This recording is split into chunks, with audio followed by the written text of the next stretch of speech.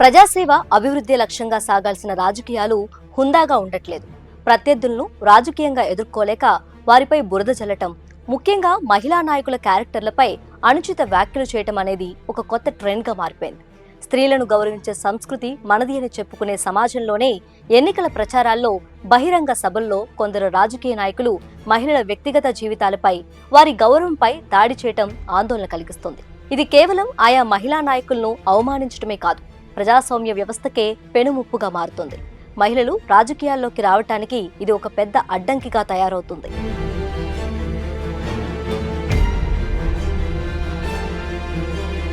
వేదిక ఎక్కడైనా నాయకుల నోటి దురద మాత్రం ఆగడం లేదు.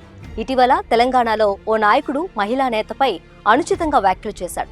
ఆయన చెప్పిన పదం కంచం పొత్తు అని మొదలై మంచం పొత్తు అని మారటం ద్వారా పరిస్థితి మరింత అసభ్యంగా మారింది. అది ఉద్దేశపూర్వకమా లేక మాట తప్పిదమా అన్న దానికంటే మహిళల పట్ల అసహ్యకరమైన పదజాలం వాడటం ఏమాత్రం కరెక్ట్ కాదు అన్న వాదన బలంగా వినిపిస్తుంది.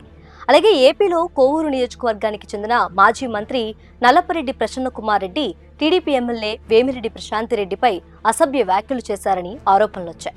దీనిపై ఆయన్ను అరెస్ట్ చేయాలని పలు వర్గాలు డిమాండ్ చేస్తున్నాయి.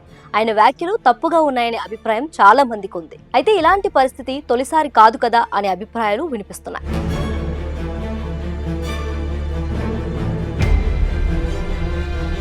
తాజాగా ఏపీ మాజీ మంత్రి, నగరి మాజీ ఎమ్మెల్యే రోజాపై ప్రస్తుత టీడీపీ ఎమ్మెల్యే గాలి భానుప్రకాష్ అనుచిత వ్యాఖ్యలు చేశారు.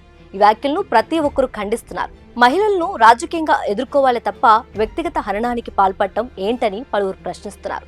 ఈ విషయంలో గాలి భానుప్రకాష్ పై పోలీసులకు ఫిర్యాదు చేశారు మాజీ మంత్రి రోజా. పార్టీ ఏదైనా, వేదిక ఏదైనా మహిళలు వ్యక్తిగత జీవితాలను 10 మందిలో తక్కువ చేస్తున్నారు. ఈ విషయంలో మహిళా నాయకులు కూడా ఏం తక్కువ కాదు. సాటి మహిళ అనే గౌరవం కూడా లేకుండా సినీ హీరోయిన్లపై, ఇతర నాయకులు భార్యలపై అడ్డుగోలు వ్యాఖ్యలు చేసిన సందర్భాలు ఉన్నాయి. ఇవన్నీ చూస్తుంటే ఇది పార్టీలకు అతీతంగా ఉన్న సమస్య అనిపిస్తుంది. ఎవరి వంతు వచ్చినా మహిళలపై అనుచిత వ్యాఖ్యలు చేయటంలో వెనకడుగు వేయడం లేదు.